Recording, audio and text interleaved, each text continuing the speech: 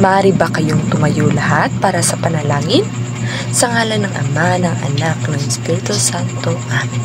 Magandang araw sa lahat. Bago kayo maupo, maaari nyo bang pulutin ang mga basura na malapit sa inyo at ihalay ang mga buwan? Kung tapos na kayo, ay maaari na kayong maupo. May lumiban ba sa klase ngayong araw? Mabuti. Ngayon, alaman naman natin ang mga alituntunin sa loob ng silid-paaralan. So, may hinihanda akong mga alituntunin at sabay natin itong basahin. So, unang alituntunin, makinig ng mabuti pag may nagsasalita sa harapan. Pangalawa, itaas ang kanang kamay kung may tanong o kung nais na sumagot. Pangatlo, panatilihing malinis ang silid. Pang-apat, makilahok sa oras ng talakayan. At ang panglima ay respetuhin ang bawat isa.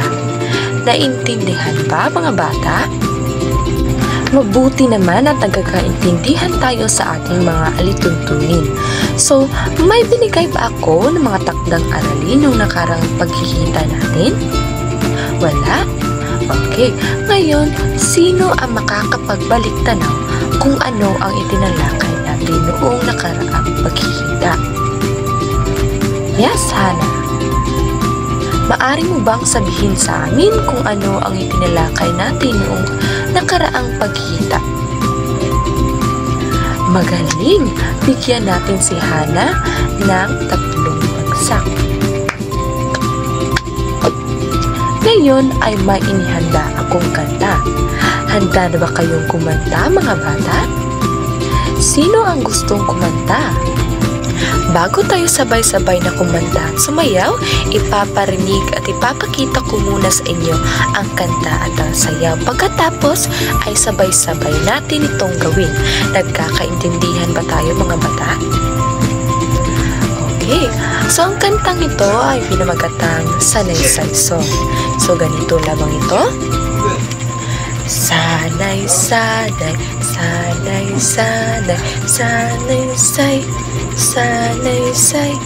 May 3 bahagi, may 3 bahagi. Simula, gitna, wakas. Simula, gitna, wakas.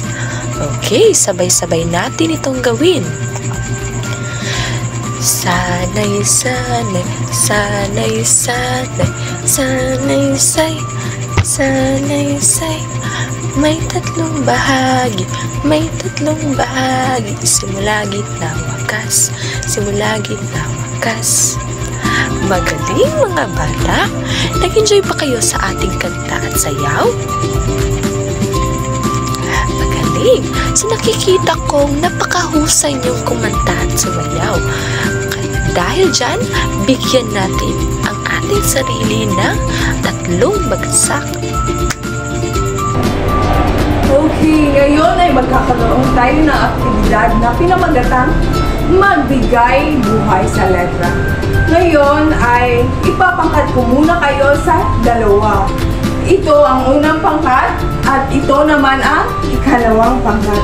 Ngayon ay pipili kayo ng representante na bubunot sa harapan at pagkatapos niyan ay gaganapin nyo ang letra. Ang grupong makakahula sa letra na ginanap ng kanilang kinatawan ay bibigyan ng puntos. Naiintindihan ba, mga bata? Okay, salamat. Ngayon, pumili na kayo ng isang representante mula sa inyong grupo na bubunot ng papel. Okay? So, ipagpalagay natin na tapos na ang aktibidad. Nag-enjoy ba kayo, mga bata? Okay, mabuti at nag-enjoy kayo. Ngayon, may mga katanungan ako na para sa inyo. Una ay, ano ang napansin niyo sa ating aktibidad? Yes! Shen? Okay! Maraming salamat, Shen. Bigyan natin ng 3 bagsak si Shen. 1, 2, 3. Ang ikalawang tanong naman ay, ano ang nabuo sa letrang mga binigay? O ano ang salitang na buo sa mga letra? Okay, Hana? Yes. Okay, bigyan natin ng 3 bagsak si Hana. 1, 2, 3. At ang panghuling katanungan naman ay, para sa inyo, ano ang salaysay? Okay, sino ang gustong sumagot? Okay, Majesty. Mabuti. Tama. Bigyan natin ng 3 bagsak si Majesty. 1, 2, 3. Sa nakaraang diskusyon, tinalakay natin kung ano ang sanaysay. Ano nga ulit ang sanaysay, mga bata? Yes, Justin? Tama. Ito ay isang maiksing komposisyon na kalimitang naglalaman ng personal kulukuro ng may akda. Ang sanaysay ay may 3 bahagi. Ano ang mga bahaging ito? Yes, Fatima? Mahusay. Ito ang simula, gitna, at ang wakas.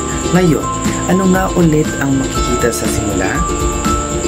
Tama, dito inilalahad ang pangunahing kaisipan o pananaw ng may akda at kung bakit mahalaga ang paksang tinatalakay at kailan din na nakapupukaw ito ng atensyon ng mamabasa upang pagpatuloy nila ang pagbabasa sa akda.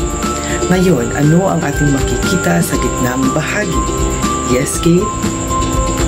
Tama. Dito inilalahad ang iba't ibang karagdagang kaisipan o pananaw kaugnay ng tinalakay na paksa upang patunayan o suportahan ang inilahad na pangunahing kaisipan. At ngayon ang panghuling bahagi ay ang wakas. Yes, Dustin? Very good. Ito ang kabuuan ng sanaysay, ang pangkalatang palagay o pasya tungkol sa paksa. Ngayon ay tatalakayin natin ang tungkol sa paksa batay sa nabasang sanaysay. Ngunit bago natin simulan iyan ay alamin muna natin kung anong mga layunin sa pagganito. Maaari niyo bang basahin, mga bata? Ang unang layunin, ang pangalawang layunin, at ang pangatlong layunin, at ang panghuling layunin. Maraming salamat, mga bata. Ngayon may inihanda akong sanaysay, pero bago natin alamin kung ano patungkol ang sanaysay, alamin muna natin kung ano ang ibig sabihin ng may paksa. May mga ideya ba kayo kung ano ang ibig sabihin ng paksa? Magaling, mga bata. Ang paksa ay ang pangunahing ideya o tema na tinatalakay o tinutukoy sa isang teksto o diskurso. Maraming mga bagay na maaaring maging paksa ang isang teksto, kagaya ng pag-ibig, kahirapan, katotohanan at iba pa. Ngayon ay may inahanda akong sanaysay. Maaari niyo bang basahin, mga bata? Magaling, mga bata. Ngayon ay may mga tanong ako batay sa sanaysay na inyong binasa. Handa na ba kayo, mga bata? Magaling. So, ang unang tanong, ano ang paksa sa binasang sanaysay? Magaling, mga bata. Ngayon, bakit sinasabing ang paghahalaman ay isang sining ng pag-aayos at pagtatanim ng halaman? Mahusay. Ngayon, ano ang kabutihang dulot ng paghahalaman?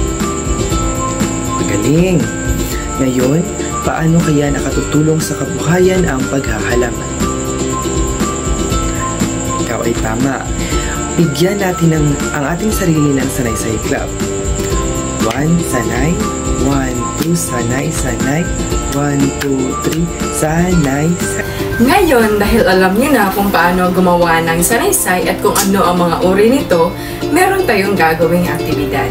Ito ay tinatawag na iulat mo, makikinig ako. Sa aktibidad na ito, narito ang ating gagawin. Una, ipapangkat ang klase sa 4 na grupo.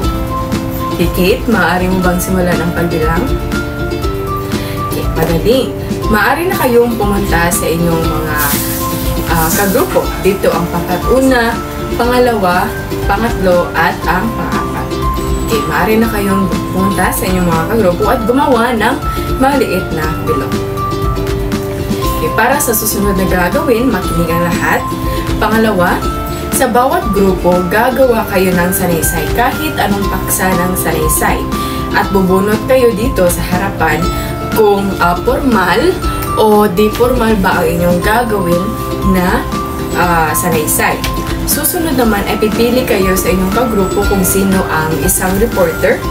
2 o 3 crew reporter at 2 scriptwriter or taga-sulat at 4 na taga-observer o mag-obserba sa ibang mga kagrupo. Okay. Susunod naman ay bibigyan ko lamang kayo ng 5 minuto sa paggawa ng inyong sanaysay. Huwag kalimutan, kailangan na meron itong simula, gitna at wakas. Bibigyan ko lamang kayo ng 5 minuto at 2 hanggang 3 minuto para sa pagpresenta ng inyong mga sanaysay. At ang pahuli niyong gagawin ay yung 4 na taga-obserba ay sila ang mga taga-analisa o ang taga-suri ng tamang gamit o ayos ng salita at magbigay ng komento o impormasyon sa mga reporter at sa sanaysay na ginawa ng ibang kagrupo. Okay, para makakuha ng malaking puntos o grado sa aktibidad na ito, kinakailangan na meron tayong pamantayan. Narito ang ating pamantayan. Una ay ang nilalaman. Ito ay naglalaman ng 50%. Susunod ay ang presentasyon. Ito ay 30%. At ang huli ay estilo. Ito ay 20%. Okay, maaari na kayong gumawa na inyong aktibidad. Okay mga bata, ngayong tapos na natin gawin ang aktibidad ay magkakaroon tayo ng pasulit upang mas malaman natin kung talaga bang naiintindihan niyo ang ating leksyon ngayong araw. Maganda kayo ng isang buong papel at panulat. So may mga papel na ba kayo mga bata? Okay, magaling. Ngayon, ang gagawin nyo lang ay basahin ang sanaysay at sagutin ang mga sumusunod na tanong batay sa sanaysay na nabasa. Okay, tapos na ba kayong sagutan ang ating pasulit mga bata? Okay, pakipasa ng inyong mga papel dahil mamarkahan ko ito, i-record at pagkatapos ay sasauli ko ang inyong mga papel. Ngayon, bago tayo magtapos sa ating leksyon ngayong araw, ay bibigyan ko kayo ng takdang aralin. Pakisulat ng inyong takdang aralin, mga bata. Tapos na ba kayong isulat ang inyong takdang aralin, mga bata? Okay, magaling mga bata. Bigyan natin ng palakpak ang ating mga sarili. So maraming salamat mga bata at paalam. Mag-ingat kayo sa inyong pag-uwi.